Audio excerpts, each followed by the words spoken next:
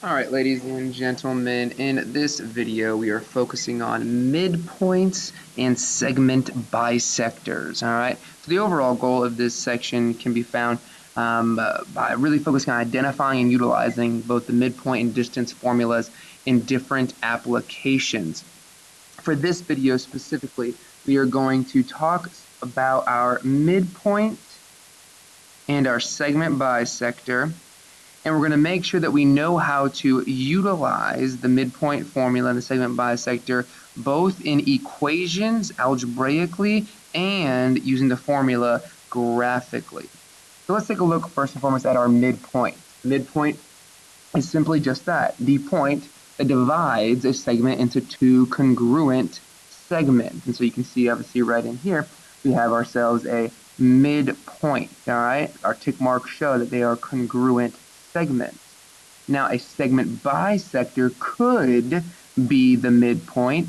However, a segment bisector is just simply any point, ray, line, segment, or plane that intersects a certain segment at its midpoint.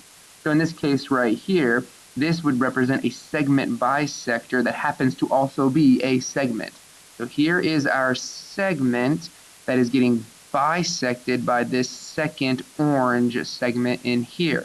And so that would be considered a segment bisector. But this could have had arrows on the end, and it could have been considered a line that was a segment bisector. It could have been just a ray where it started at the midpoint and then went on off to infinity. And that could have been a different segment bisector.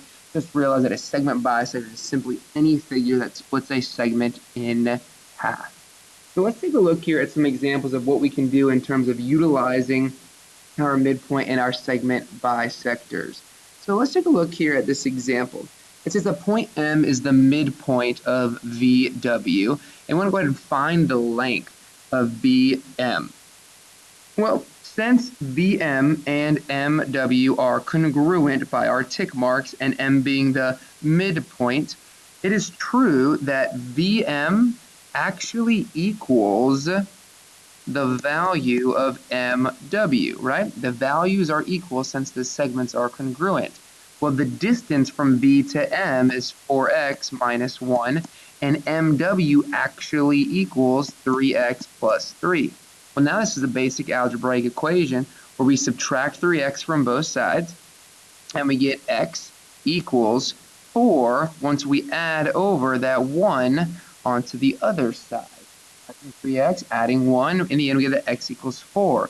But be careful, it wants the length of VM in the end.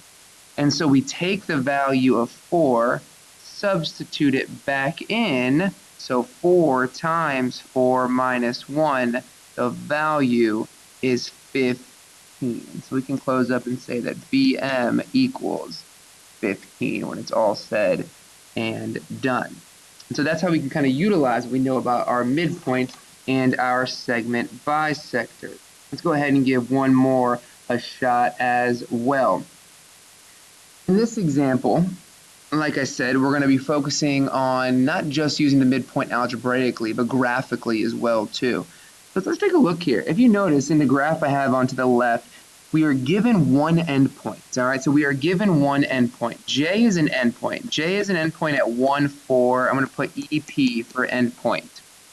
We also know that M is 2, 1. I'm going to put MP for midpoint there.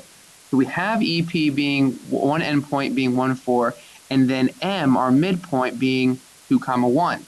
But the goal here is to find the endpoint of K, the actual coordinates. Well, let's kind of keep in mind our midpoint formula. Our midpoint formula says x1 plus x2 over 2 and y1 plus y2 over 2.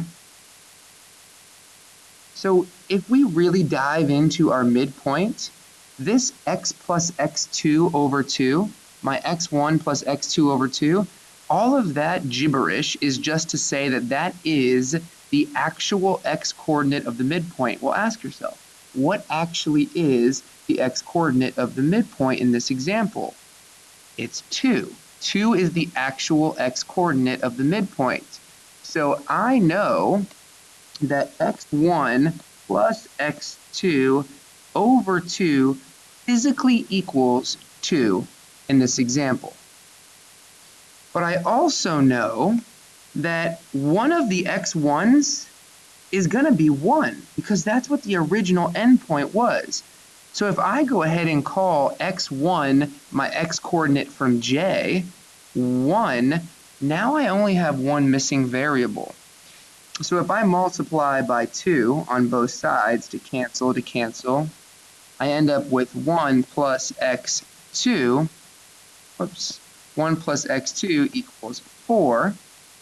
Subtract the 1, and my x-coordinate is going to be 3. So right now, I know that K is going to have an x-coordinate of 3.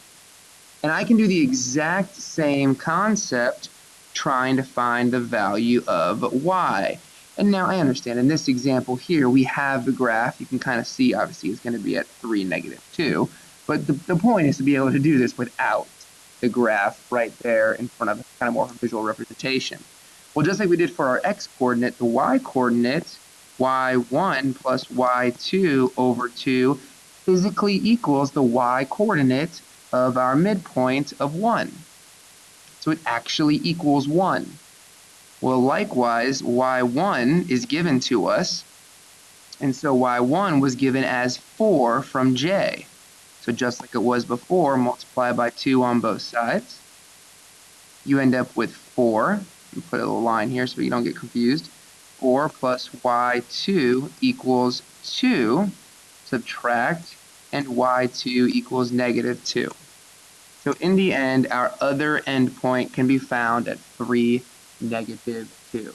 And if we use our graph as a check instead of the gimme answer, we can see that we fit right there at 3, -2 as well.